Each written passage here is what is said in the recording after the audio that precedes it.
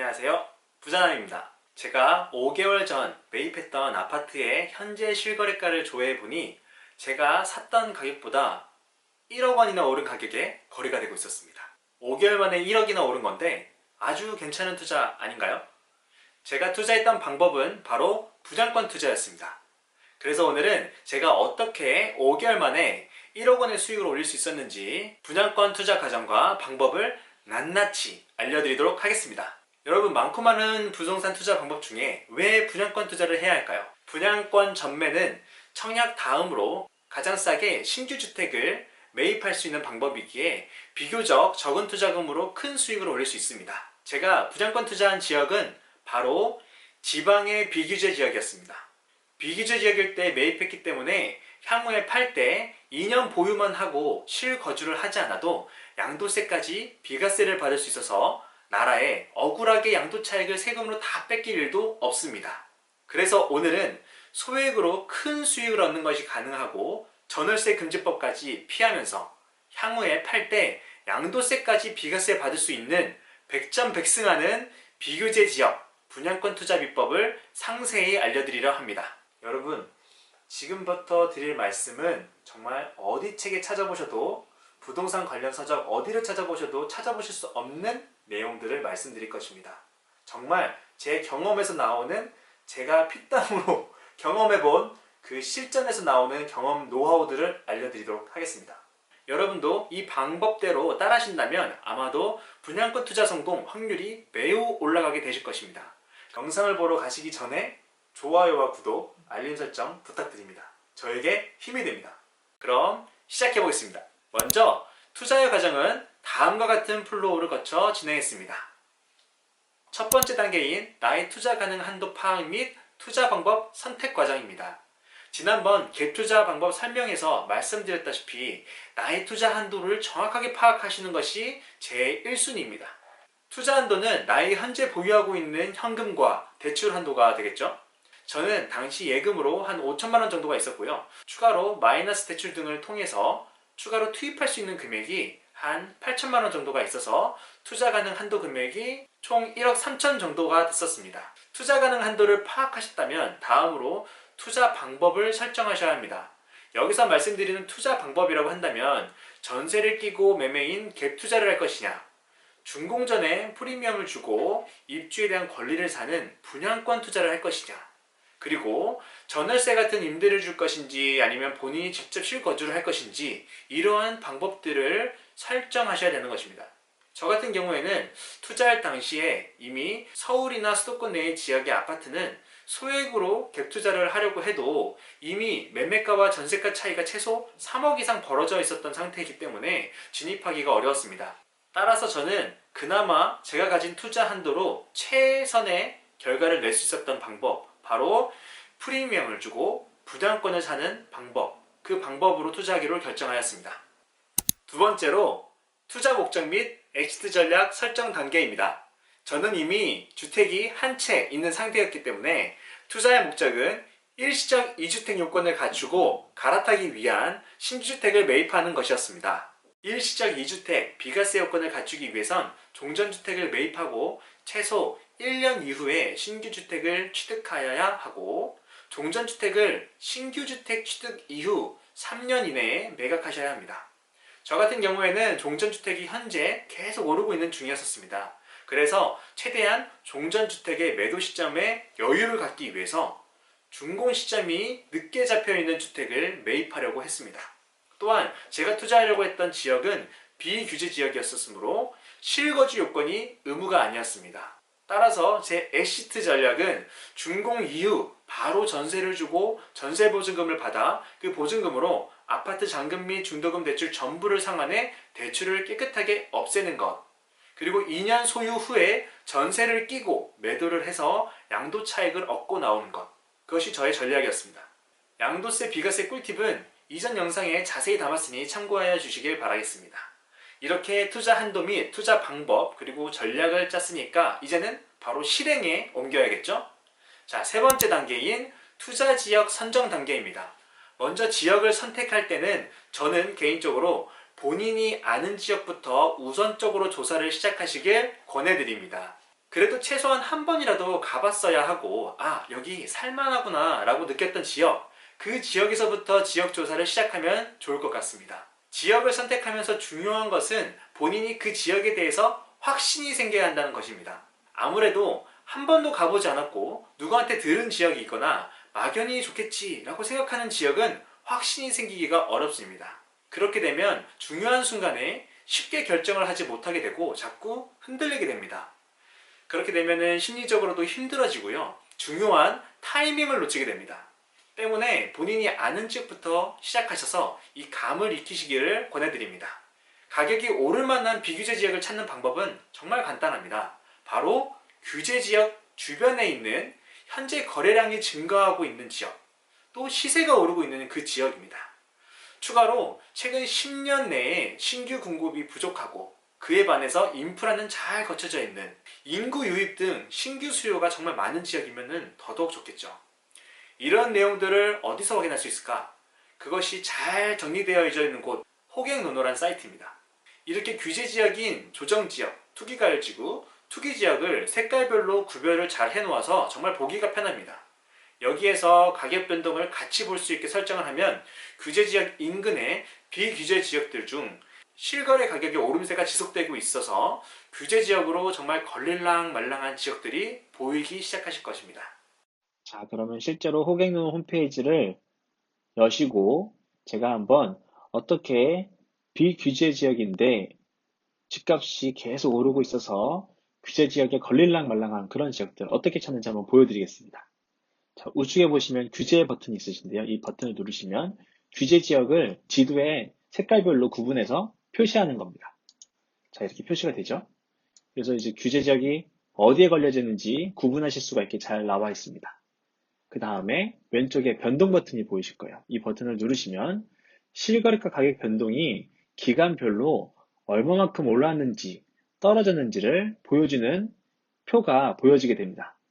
자, 그럼 규제 지역 주변에 비규제 지역인데 집값이 많이 오른 지역 보려면 가까이 가보시면 이런 식으로 이천시, 양평군, 여주시 이런 데들이 비규제 지역인데 집값이 많이 오르고 있는 것을 보실 수가 있습니다. 지방으로 한번 가볼까요? 부산 지역에 가보시게 되시면 이렇게 기장군, 양산시, 김해시 이런 데들이 규제 지역을 픽 비껴나갔지만 비규제 지역이지만 집값이 많이 오른 것을 보실 수가 있습니다. 바로 이런 지역들이에요.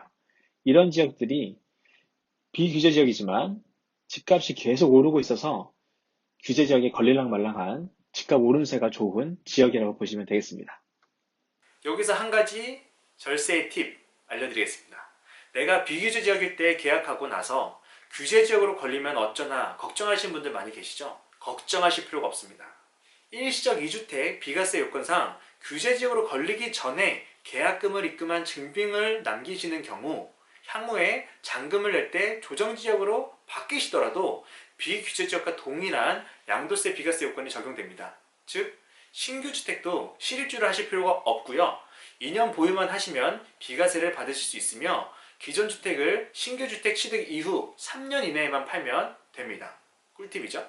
자, 그럼 다시 돌아와서 조사한 지역들 중 가장 상승률이 높아 보이는 지역 하나를 선정합시다. 그럼 다음 단계, 네 번째 단계는 해당 지역 내에서 최상의 투자 후보 아파트를 고르는 단계입니다. 내가 투자할 수 있는 최적의 아파트를 찾는 방법을 알려드릴 건데요. 자, 먼저 네이버 부동산을 엽니다. 그리고 본인이 원하는 지역으로 지도를 이동하시고요. 저는 김해를 한번 보도록 하겠습니다. 자, 김해에 가까이 오시면 이제 모든 매물들이 나오기 시작하고요.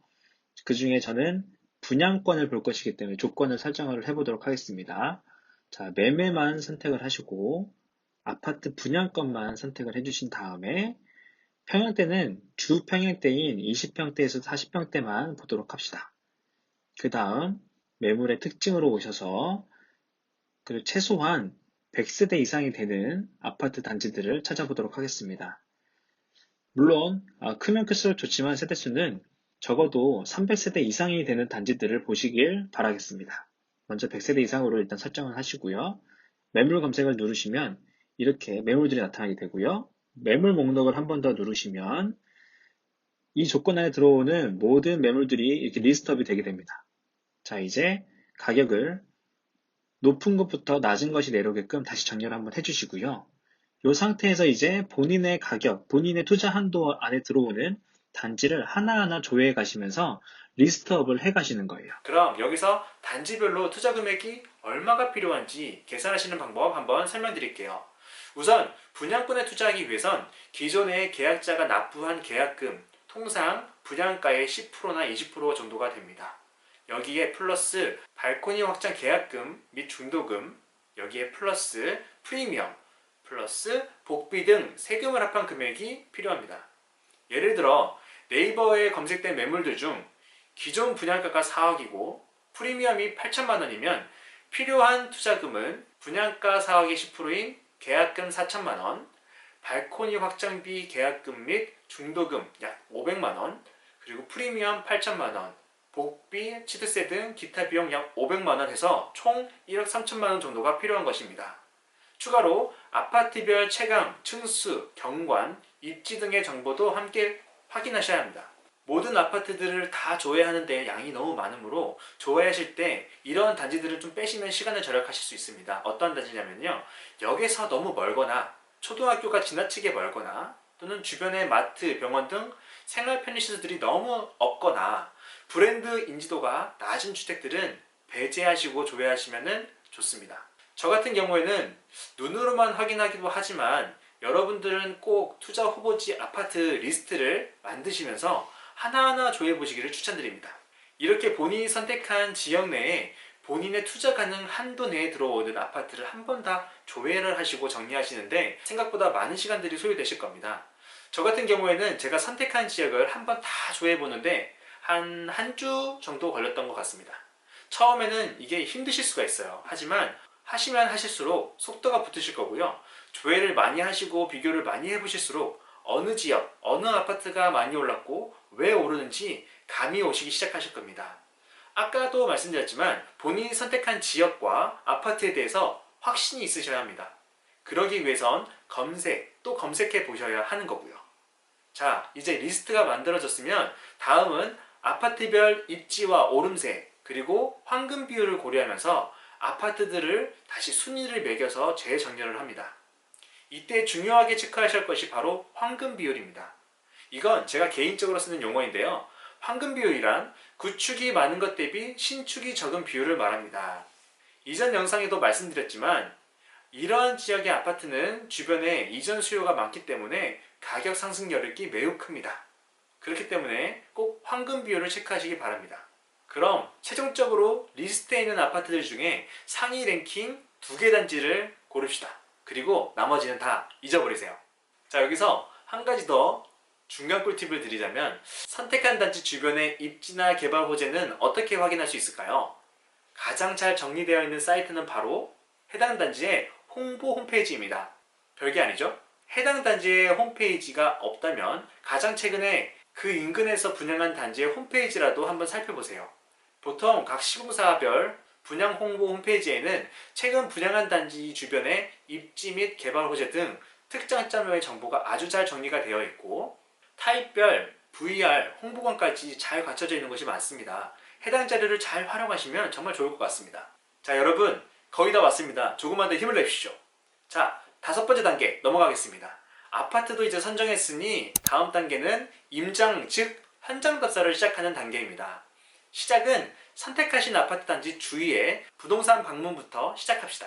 부동산에 들려서 인터넷에 조회되지 않은 숨겨진 매물이 있는지, 현재 해당 아파트의 매매 분위기는 어떤지, 매물에 대한 수요나 거래량이 많은지, 해당 아파트의 장점과 주변에 가격이 오를 만한 호재가 있는지 등 궁금한 것을 모조리 물어봅니다. 이때 팁을 드리자면 절대 부동산의 말은 다 믿지 마세요. 참고만 하시기 바랍니다. 항상 의심하고 또 의심하셔야 합니다. 또한 다른 소개 매물에 혹하지 마시고 절대로 끌려갔다 오지 마세요. 내가 보고자 하는 매물만 보시고 오시고 내가 궁금한 것만 물어보고 오시기 바랍니다. 다 시간 낭비입니다. 그리고 마지막으로 내가 당장이라도 매물이 있으면 바로 계약금을 쏠 것이다 라는 자세로 방문하고 문의하셔야 합니다. 아무래도 부동산 입장에서는 매물이 나오면 다른 부동산을 뺏기기 전에 빨리 거래하는 게 중요하기 때문에 바로 거래할 만한 고객에게 더 잘 응대해주고 좋은 매물을 줄 수밖에 없습니다. 때문에 부동산의 실수요자라는 신뢰를 주시고 매물이 나오면 연락을 달라고 연락처를 주시고 오시길 바랍니다. 이렇게 몇 군데에는 직접 방문을 하시고요. 방문을 못 하시는 부동산에는 최대한 많이 전화를 해서 본인의 번호를 등록해 놓으세요. 다음은 현장 주변을 답사해 봅니다. 현장은 낮과 밤, 또 주말과 주중 중 꼭 2번 이상은 다녀오시길 추천드립니다. 현장 방문은 꼭 해야만 합니다. 부동산은 직접 가봤을 때 내가 살고 싶다라고 느껴진다면 동일하게 다른 수요자들도 그렇게 느끼기 때문에 내가 살려고 사는 집이다 라는 생각으로 현장에 가서 보시면 훨씬 장점과 단점이 잘 보이게 되실 겁니다. 임장, 즉 답사를 가셨을 때 체크하셔야 할 것은 주변 환경이 어떠한지, 소음이나 악취가 날 요인은 없는지, 그 주변에 유해 시설들은 없는지 살펴보셔야 하고요. 지하철역이나 버스 정류장이 얼마나 멀리 떨어져 있는지, 또 가까운 초등학교와 마트, 병원 등이 얼마나 떨어져 있는지 등 주변 환경과 여건을 조사하셔야 합니다. 만약 시간이 없으시다면 요즘 유튜브에 해당 아파트 주변을 임장 갔다 온 영상들이 정말 많이 있으니까요. 한번 찾아보시면 좋으실 것 같습니다. 또 정 안 되신다 하신다면은 지도의 로드뷰라도 꼭 살펴보시길 바랍니다. 또한 동별, 호수별, 또 경관과 구조를 비교해 보셔야 합니다. 경관을 가리는 게 없는지, 주변의 다른 아파트를 보는 뷰보다는 산 뷰나 공원 뷰 등이 정말 더 좋겠죠.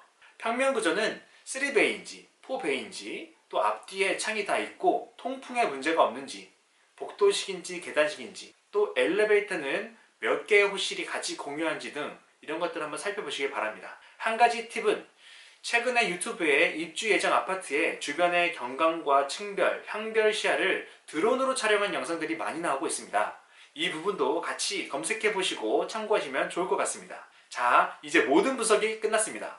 이번 단계는 이제 선택하신 단지의 매물을 조회해 보는 단계입니다.